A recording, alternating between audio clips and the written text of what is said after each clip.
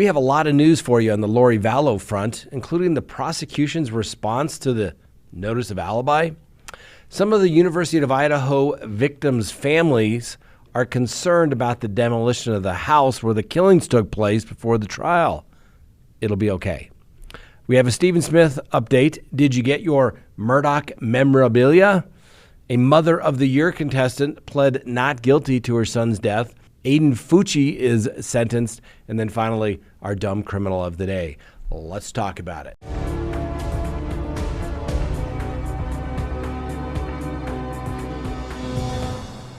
Good day, everyone. My name is Scott Reich, and this is Crime Talk. Let's get to it. First, you know the drill. Subscribe if you haven't. Like it if you do. Hit that little notification bell and leave me a comment below. And remember, you can listen to us on any of your favorite podcasting apps. Also, support the people that help keep the lights on here. Go to crimetalksearch.com. Sign up for that background subscription service. When you sign up, guess what? You can cancel at any time. But while you have that subscription, you can do one search or you can do 100 searches. That's up to you.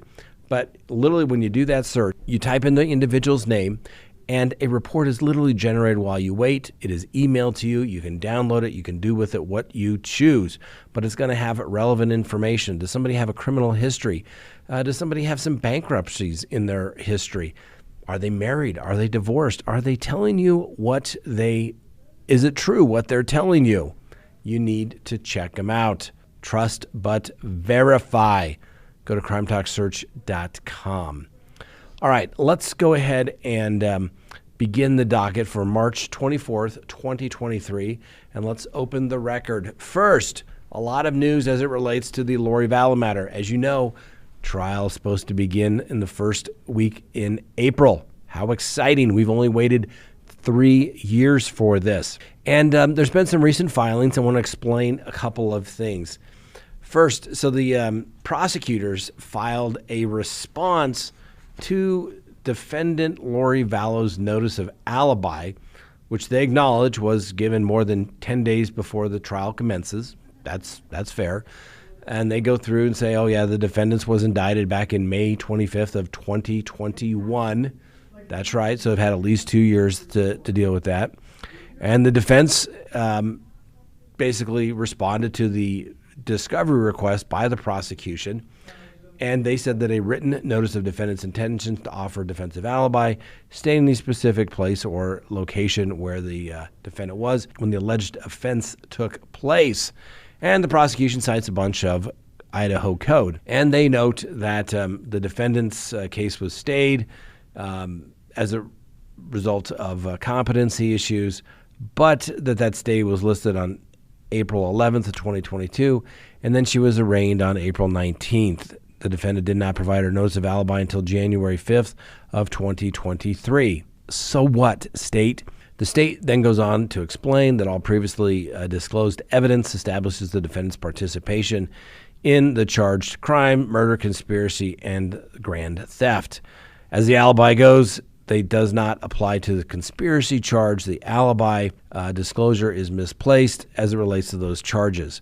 Any alibi is similarly misplaced in charges where the defendant is charged with murder as the principal. Okay, what does this really mean? I mean, that's a whole lot of a nothing burger, so to speak. Really, an alibi is saying, I didn't do it. It is in addition to a general denial, which is, I didn't do it. The general denial to the conspiracy charges, there was no conspiracy. I did not participate in that conspiracy. An alibi is saying somebody else committed the crime, which is what the defense has said. Alex Cox was, in fact, the person that committed the crime. Didn't know he was going to do it, didn't encourage him, didn't aid him in any way. So I'm not sure why the prosecution is like, it's like that annoying little kid that always wants to raise their hand at school and let somebody know that they got something wrong. Listen, Lori Vallow has some very experienced attorneys. I think they know that it doesn't necessarily apply as it relates to the conspiracy. They've already entered a general denial. I don't know. I'm hoping the prosecution gets this right, okay? Normally what you think is going to take place at trial takes place at trial. but I'm not getting that warm, fuzzy feeling. And like I said, I feel like it's literally like that annoying kid, the gunner, the one that always puts his hands up to let everybody know how smart they are. Why? This is just a wasted pleading. Just saying. And here I am talking about it. I don't know. Anyway, the prosecution then goes on to says that, hey, we're going to call witnesses to rebut this alibi claim of Melanie Gibb, Melanie Pulaski, David Warwick, Apple Business Records, Google Business Records, Sean Derrick, Blue Sky Property Business Records, Zulema Pastenis, Ron Ball, David Stubbs, and Ray Hermosia. So there you go. They're going to basically say they're going to call their witnesses to say that she already knew something about it. Didn't need a response.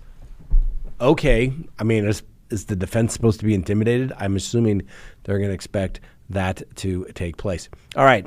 So a couple of other rulings were released to the public. Of course, you never know what else is being done behind the scenes. The first one, the motion to eliminate. The prosecution sought to limit the defense raising conditions of mental health at trial because that deadline has passed and it was due. We've already talked about this. The prosecution has litigated this, and the court has finally said, hey, the defense was only going to raise this at a sentencing phase if necessary. But since the prosecution screwed this case up so bad and now the death penalty doesn't apply, the defense is not going to call any mental health witnesses at all. And the defense wanted a guy by the name of Michael Wellner prohibited from testifying. And the DA said, well, they're not going to call Mr. Wellner to testify, so that whole issue is moot. The court is allowing in certified records from Arizona to be permitted to be admissible under the business records exception. Then there's this Astria report, supposedly written by some guy by the name of Dr. Green. And the report was apparently received by February 23rd. The late timing is attributable to a dispute over consumptive DNA testing, apparently, the court notes. And any prejudice is speculative to the court, and the results will not be done prior to trial. That's interesting. But since Lori Vallow has insisted on trial beginning as scheduled, that risk is basically borne by the defense, knowing in advance of trial that the outstanding DNA could have materially affected her case. Either way, the report's coming in and the unknown results may be coming in. We'll see if they're favorable to the defense or favorable to the prosecution. I kind of like this, though. Don't you like it? Like, let's get your trial. I mean, prosecution had 3 years ready to go. The results on some DNA is not even going to be done until the start of trial. Are you kidding me? The biggest trial in Idaho, other than maybe the Kohberger case, at least that I can remember. Are you kidding me? And they're not prepared. Unbelievable. Because remember, ladies and gentlemen, that stuff just doesn't miraculously come into evidence. You got to bring in the people that cut the little DNA out, that basically did the preliminary testing, the people that did the results, and guess what? You got to get them all there to the courtroom. You think the prosecution is going to be able to get all that done? Okay. I had a trial about this time last year on a real bad shooting, attempted murder, firing guns down the street, etc. The prosecution was a little stunned that they didn't have all their witnesses there that they needed, and we shut them down hard. Needless to say, my client was found not guilty of 4 counts of attempted murder and was found guilty of a couple of misdemeanors. Yeah. We'll see if the prosecution can pull their act together for sure. Anyway, the parties have also submitted some standard jury instructions. But I think it's these are the jury instructions that are kind of at issue. Obviously, you have the preliminary jury instructions, proof, etc. How do you justify how do you consider the testimony of witnesses and what have you?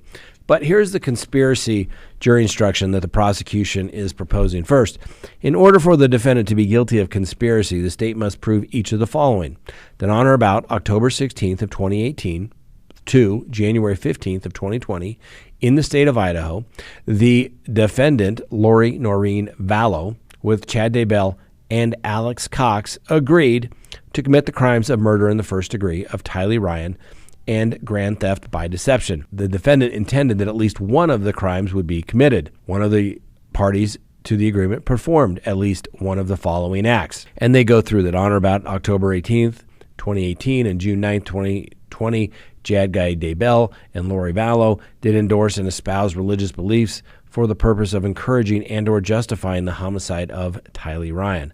On or about August 16th, 2019, Lori Vallow did change the deposit of Tylee Ryan's Social Security benefits from Tylee Ryan's JP Morgan Chase account to deposit money directly into Lori Noreen Vallow's personal BBVA account.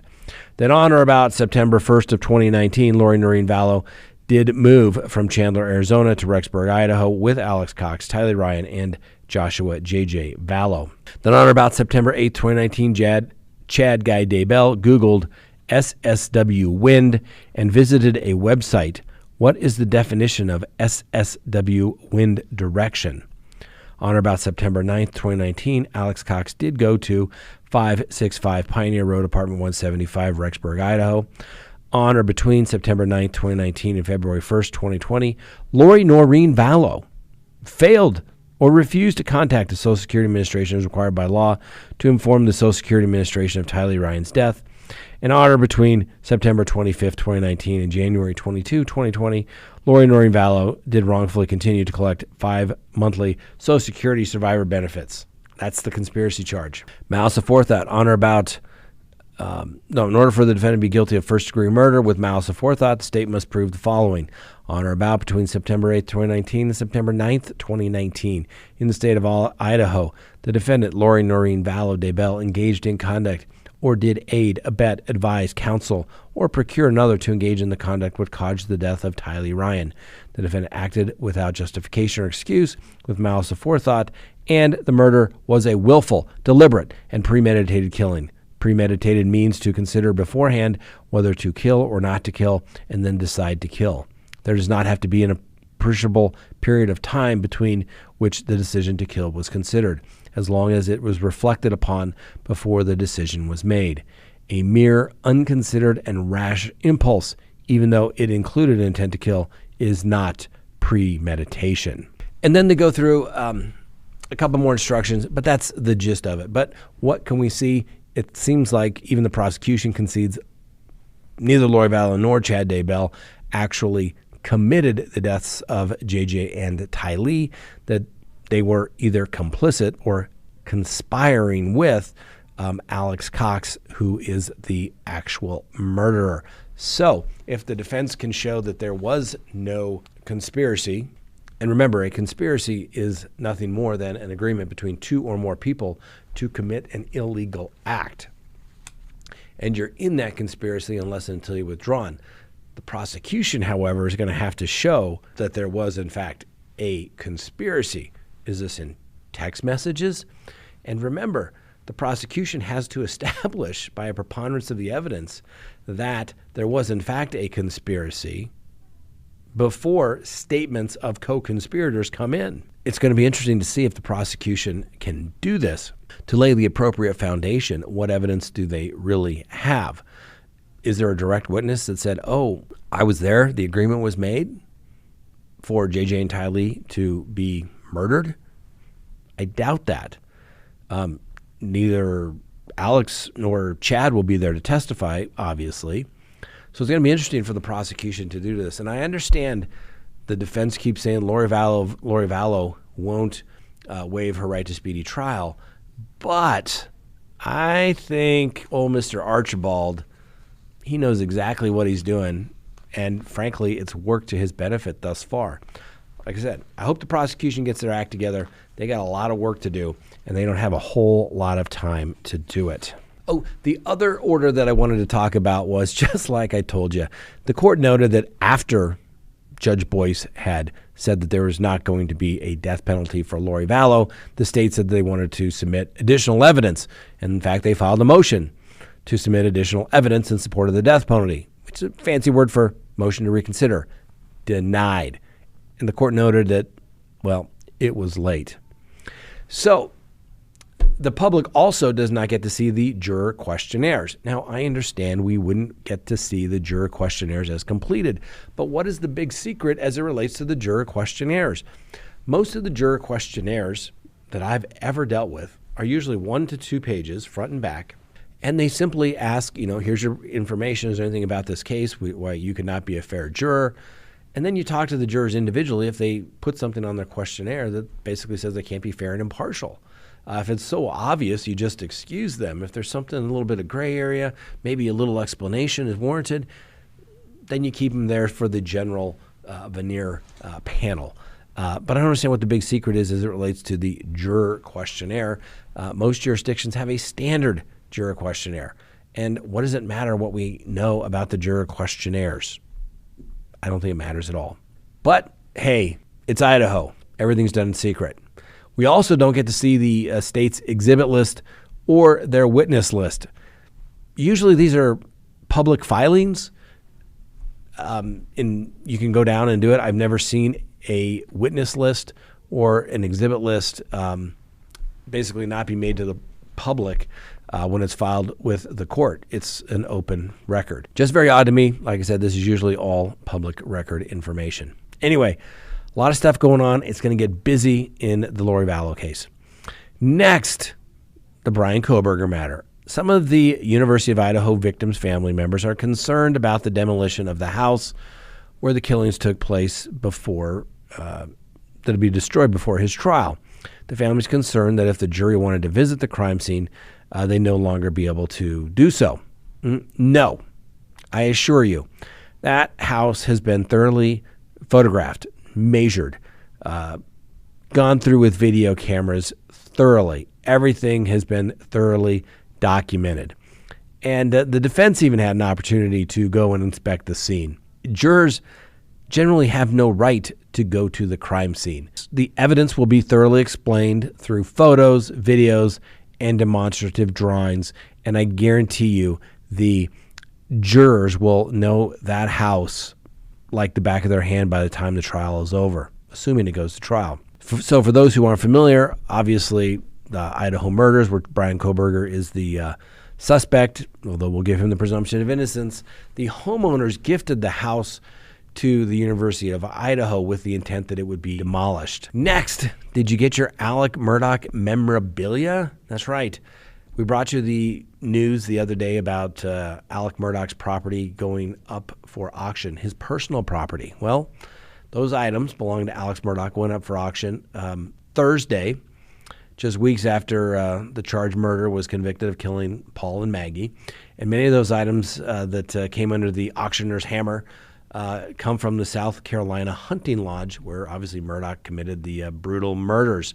Some of the items included, well, lots of boxes of shotgun shells, a lot of hunting shirts, and there's even a shirt marked with Alex inside the collar. Also up for auction is furniture from the house, some decoy ducks, some weird-looking lamps made from turtle shells, and even a decorative skull. The warehouse where the auction was actually held had rows of possessions laid out across long tables as prospective bidders sorted through the items that once filled the Moselle estate. Now, the Moselle estate sold Wednesday for $2.6 million, with proceeds from the sale reportedly going to Alex Murdaugh's outstanding legal bills, the Palmetto State Bank, Buster Murdaugh, and victims of the infamous 2019 boat crash. We brought you that breakdown last week. Now, I remember it was originally going to be sold for like 3.6. Now it's coming in for a little less than that, for 2.6. Wow. If I had known it was 2.6, maybe I would have got into the bidding on that.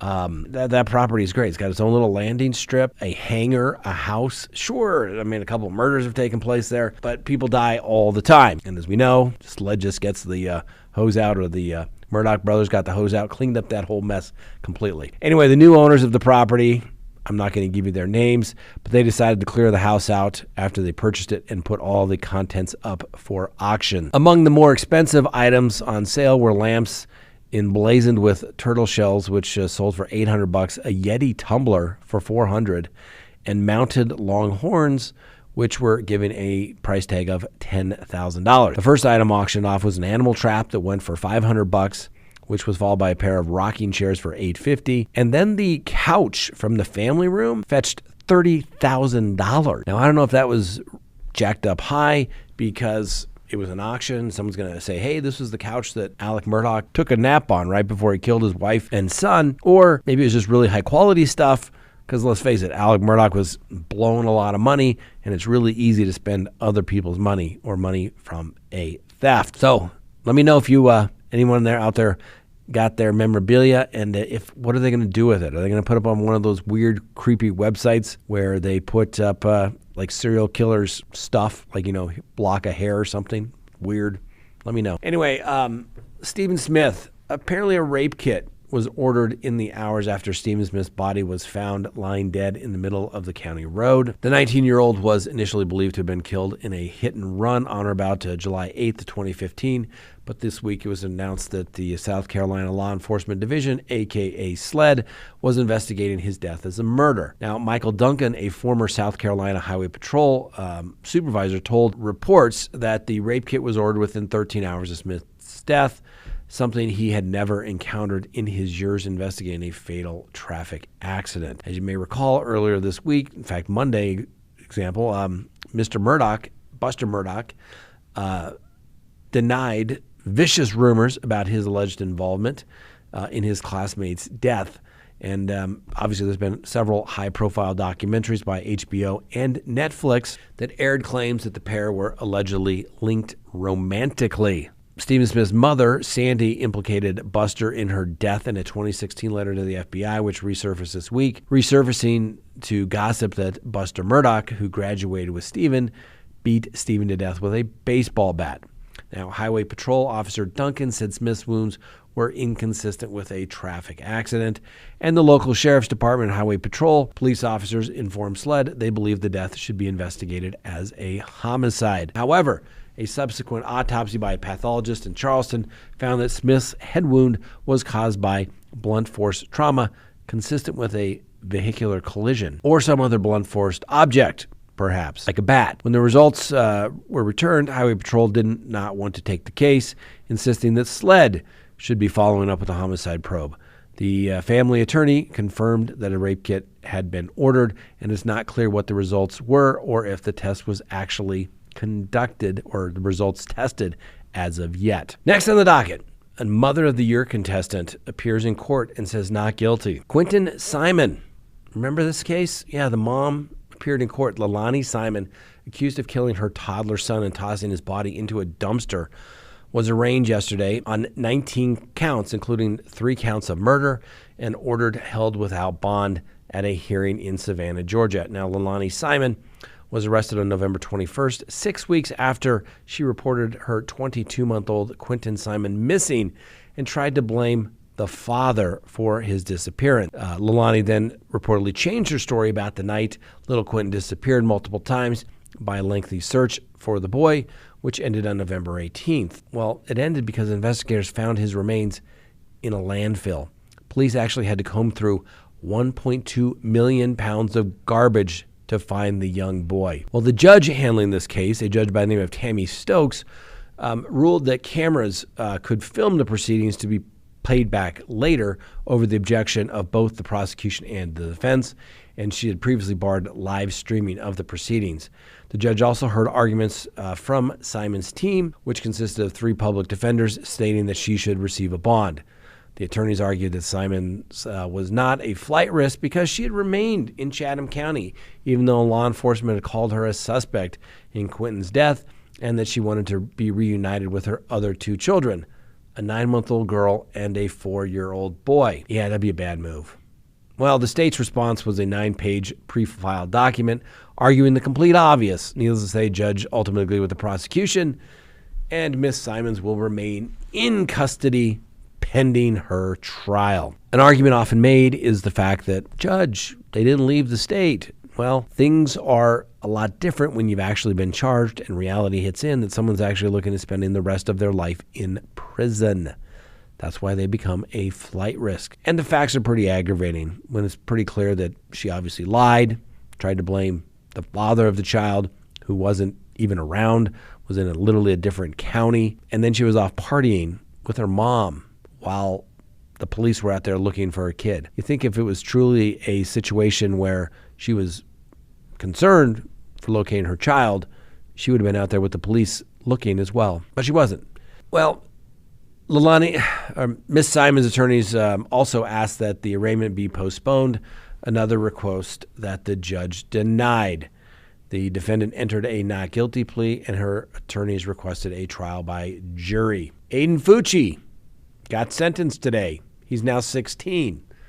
Well, and he stabbed a 13-year-old cheerleader, a schoolmate, Tristan Bailey, 114 times. Well, he's been sentenced to life in prison after being condemned for his twisted desire to find out what it felt like to kill. That's right, 14-year-old kid. Anyway, Fucci was 14 at the time, pled guilty to first-degree murder, admitting to the stabbing which took place at the end of the cul-de-sac in a quiet little neighborhood there in St. John's, Florida. Because he's a juvenile, the Florida teen is not eligible for the death penalty and has 30 days to appeal the judge's decision, which there's nothing to appeal.